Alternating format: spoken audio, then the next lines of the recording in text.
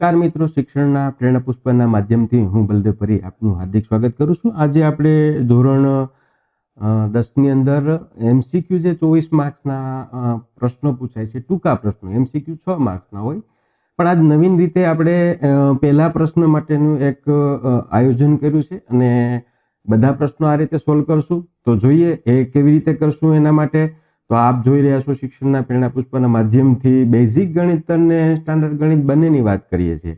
તો આ જે ગણિતની વાત કરી રહ્યા છે તે એટલે કે એમાંથી જે પ્રશ્નો છે, પેપર સોલ્યુશન છે 4 વર્ષનું, એટલે માર્ચ 2024નું અને માર્ચ 2024નું સ્ટાન્ડર્ડ બે પેપરનું સોલ્યુશનનો એ મુદ્દો એક સાથે કર્યો છે. અને તમે એનું કેલ્ક્યુલેશન કરશો એટલે ખ્યાલ આવી જશે કે ખરેખર બોર્ડમાં કેવી તૈયારી કરવી જોઈએ. એટલે અલગ રીતે એક પેપર સોલ્યુશન કરવાનો આપણે પ્રયત્ન કર્યો છે. અને બીજું છે બેઝિક અને સ્ટાન્ડર્ડ, એ બંનેનું જુલાઈનું પેપર. એક પહેલો પ્રશ્ન એમાં જોઈએ તો આપણો 2024નો માર્ચનો પ્રશ્ન છે એ જોઈ શકીએ કે ભાઈ દ્વિચલ સુરેખ સમીકરણમાં આ જે શરત આપી A1/A2 B2, આ ઉકેલ એનો કેવો હોય? તો આ ઉકેલ છે આપણને જવાબ એનો મળે છે 1.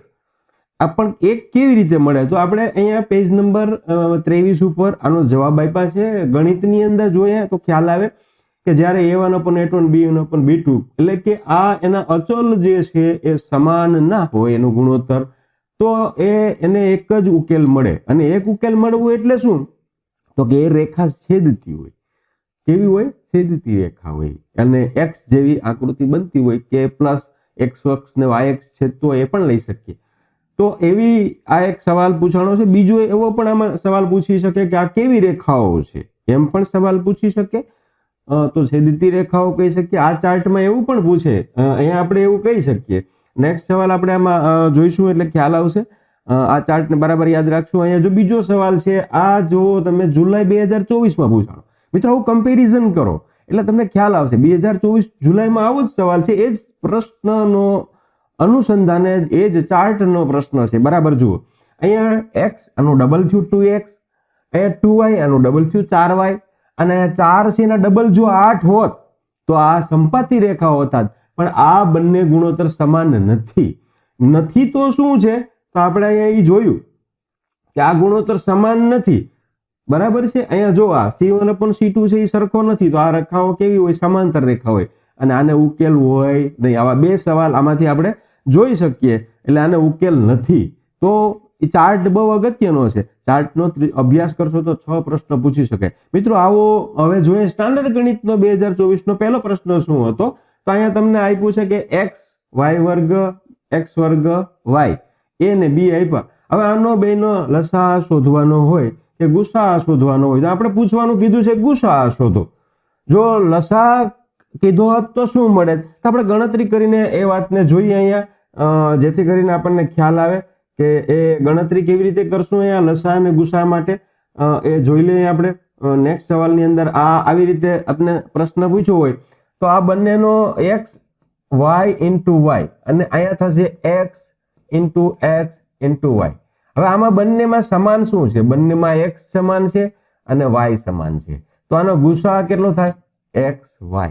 પરંતુ જો લસા પૂછ્યો હોત, આપણે બંને વસ્તુ જોઈએ, લસા પૂછ્યો હોત તો આની મોટી ઘાત કોણ છે આમાં? તો કે x નો વર્ગ અહીંયા છે અને આમાં મોટી ઘાત છે y નો વર્ગ. તો આ પણ સવાલ અલગ રીતે પૂછે તો આપણને આવડવો જોઈએ. તો આ સવાલ પણ એક હતો. એના પછી નેક્સ્ટ સવાલ આપણો જે હતો એ જોઈએ કે એમાં શું પૂછ્યું છે. નેક્સ્ટ સવાલ આપણો એના પછીનો છે એ જુલાઈ સ્ટાન્ડર્ડનો પ્રશ્ન છે. જુલાઈ સ્ટાન્ડર્ડની અંદર આ સવાલ છે એ પૂછ્યો છે. અને એના પછીનો છે માર્ચ 2024 સ્ટાન્ડર્ડનો પ્રશ્ન છે.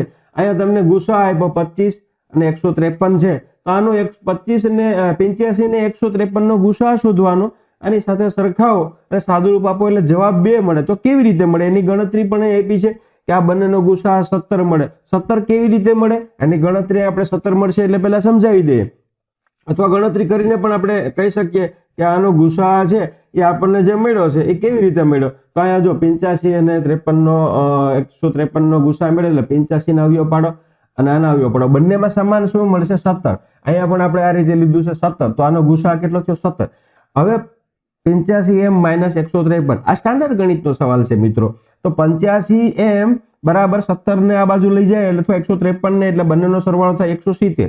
170 ને તમે 85 વડે ભાંગો એટલે m બરાબર કેટલા ગણતરી મળે 2. તો આ રીતે તમે પહેલો પ્રશ્ન છે ને 4 સવાલ આપણે જોયા.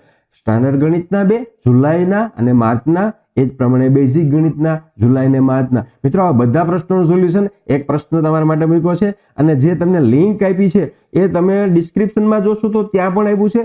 સતત જોડાયેલા રહેજો. તમામ પ્રશ્નોનું આ રીતે વિજ્ઞાનનું પણ સોલ્યુશન મળશે અને ગણિતના તમામ પ્રકરણના સોલ્યુશન અને IMP પાઠ વાઇઝ પણ આપશે. સતત તમે જોડાયેલા રહેજો અને એની બહાર એક પણ સવાલ નહીં હોય એ પણ તમને હું ચોક્કસ કહી શકું છું. આભાર. જય હિન્દ, જય ભારત.